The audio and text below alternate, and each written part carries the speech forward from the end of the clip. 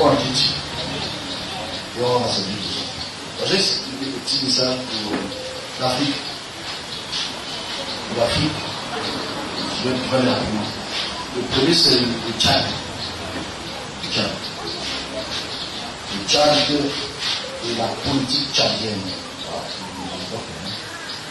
La politique tchadienne, j'ai vu une lettre très confidentielle, qui devait être attribuée au président ou le fils de M. Lévy, concernant ce qui s'est passé avant la mort de son père et les conflits entre deux grandes nations qui veulent spolier les terres du Tchad. Ce n'est pas un vrai scandale. Pas creuser les remontées qui va déranger la l'armée. Parce que ça concerne l'armée. Une armée. On voit cette armée en action. On découvre beaucoup de choses. Cette lettre va beaucoup nuire à un autre pays. Et ça va réveiller les Africains encore peut-être un peu plus dans cette idéologie de séparation avec la ceinture coloniale.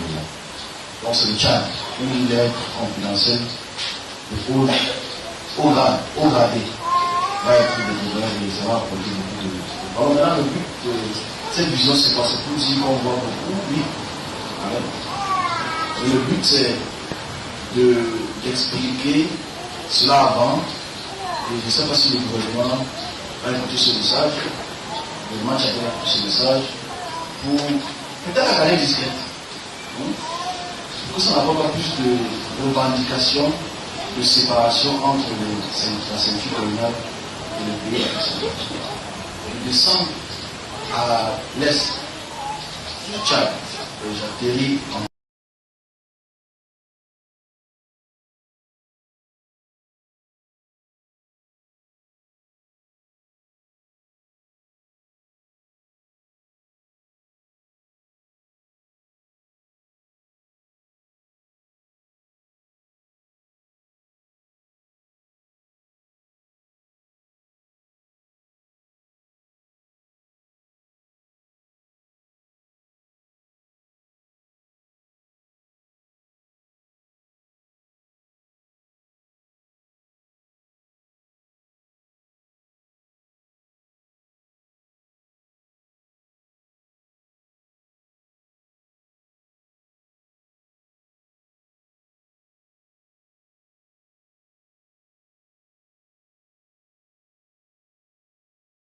Alors, je pense que tout le monde connaît l'IGN. C'est l'Institut national d'information géographique et forestière. Donc, ça fabrique normalement des cartes routières, des cartes de randonnée. Ça fait les dimanches après-midi de millions de randonneurs à travers la France. Mais ce qu'on sait moins, c'est que cette IGN-là a eu pendant très longtemps une filiale à l'international, une filiale à l'export qui s'appelle IGN FI. Donc c'est une petite PME d'une cinquantaine de salariés et qui exporte des techniques de cartographie à travers le monde. Donc par exemple, ils ont fait des projets comme délimiter de manière plus précise la frontière entre le Qatar et l'Arabie Saoudite, mettre en place un système foncier d'information foncière en Ouganda, parce que souvent dans les pays en voie de développement, il y a des problèmes de répartition de cadastres, ce qui occasionne des conflits de voisinage. Et cette structure-là, donc IGNFI, donc filiale d'un établissement public français qui est placé sous la tutelle du ministère de l'Environnement, qui est aujourd'hui privatisé, qui a été cédé à une entreprise française, Géophite, basée à Nantes, mais qui reste quand même, garde quand même dans IGNFI une part minoritaire. Donc IGNFI reste associé à l'État français. Et IGNFI a eu un contrat en 2014 avec l'État tchadien pour cartographier N'Djamena, la capitale, et ses environs sur 900 km². Alors, Vu comme ça, de manière lointaine, C'est pas mal. c'est pas Il mal. n'y a pas de problème. Ça permet d'avoir une cartographie très très précise à l'échelle d'un millième, donc ça veut dire que ça permet de voir à l'intérieur des cours de maison, d'avoir une vue très précise, d'avoir aussi un modèle numérique de terrain avec une cartographie en relief, et ça permet par exemple d'améliorer l'assainissement, d'améliorer la répartition foncière, de faire une cartographie sanitaire pour installer des postes de santé ou des hôpitaux. Donc tout ça va très bien, effectivement, il y a eu un contrat qui a été signé en ce sens, c'est présenté officiellement comme ça, comme étant des applications uniquement civiles, avec l'État tchadien qui a payé 8,3 millions d'euros, ce qui est quand même une grosse somme pour un pays aussi pauvre que le Tchad, qui fait partie des 3 pays les plus pauvres du monde. Donc l'État tchadien a payé cette somme à IGN-FI. Mais ce que moi j'ai découvert, à travers des centaines de mails qu'on m'a transmis internes à IGN, à travers des documents internes, c'est qu'en fait, IGN-FI n'a pas vendu ce projet aux autorités tchadiennes comme étant un projet uniquement civil. Parce qu'évidemment, à l'époque, c'était Idriss Déby père, aujourd'hui c'est son fils qui est au pouvoir. On va dire que Idriss Déby n'est pas très intéressé par le développement de son pays. Tout au long de ses près de 32 ans de règne, il n'a jamais développé son pays, malgré l'immense manne pétrolière dont il a pu bénéficier et le soutien des bailleurs internationaux. Donc, dans les documents que je révèle, on peut voir que IGN-FI a vendu son projet, non pas comme étant un projet civil, mais comme un projet sécuritaire.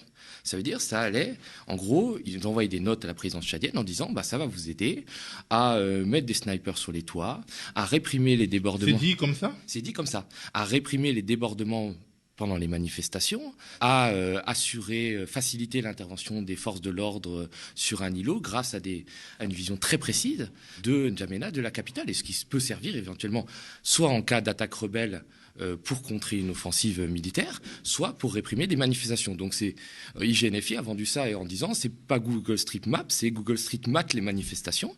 Et effectivement, Idriss Déby a été conquis, puisque évidemment c'était un dictateur paranoïaque qui craignait constamment d'être renversé soit par la rue, soit par des rebelles. Et il faut dire qu'il y a eu plusieurs rébellions qui avaient essayé d'avoir sa peau, et il avait été aidé par la France à plusieurs reprises. En 2006 et en 2008, des colonnes rebelles étaient arrivées aux portes de N'Djamena, étaient même entrées dans la capitale tchadienne, et il avait fallu l'aide de l'armée française, qui est présente au Tchad depuis l'indépendance, qui a plusieurs milliers d'hommes dans la capitale tchadienne, pour repousser les rebelles. Donc évidemment, le projet d'IGN-FI, en 2014, tombait à pic pour Idriss Déby, qui s'est laissé séduire et qui a signé le contrat.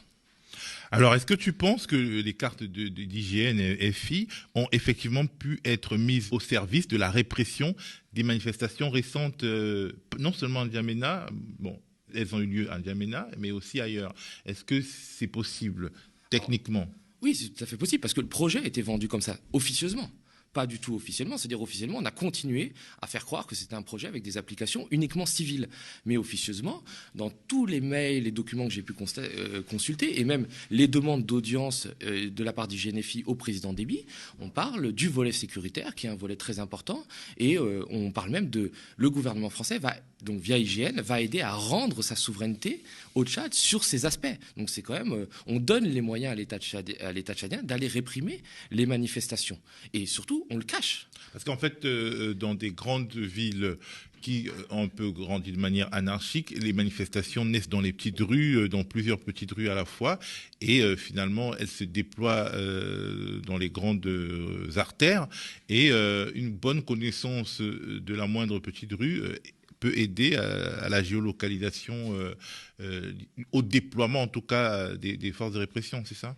Tout à fait, c'est-à-dire que par exemple si on prend les dernières manifestations qu'il y a eu à N'Djamena, et notamment le 27 avril 2021, c'est-à-dire le 20 avril 2021, Idriss Déby est annoncé décédé. Il est tué au combat dans des circonstances un peu troubles. Et il y a un coup d'État, c'est son fils qui commande la garde présidentielle, qui s'appelle Mahamat Idriss Déby, qui prend le pouvoir de manière complètement inconstitutionnelle, puisqu'il suspend le gouvernement, l'Assemblée, il dissout la Constitution, et tout ça avec l'aval de la France. Et bien évidemment, la population tchadienne, qui pendant 30 ans a souffert sous le joug d'Idriss Déby, va se révolter et va avoir des manifestations. Et effectivement, comme tu le dis, ces manifestations, c'est pas un grand cortège qui part d'un point A pour arriver un point B. C'est des petites manifestations sporadiques qui commencent dans des quartiers où les jeunes ne savent pas trop où aller. Et c'est vrai que pour un État, pour des forces de sécurité, avoir une cartographie très précise de la capitale, savoir quel est le terrain dans tel ou tel cours intérieur de maison, c'est très important. Et ça a pu permettre une répression féroce, par exemple, de cette manifestation du 27 avril 2021.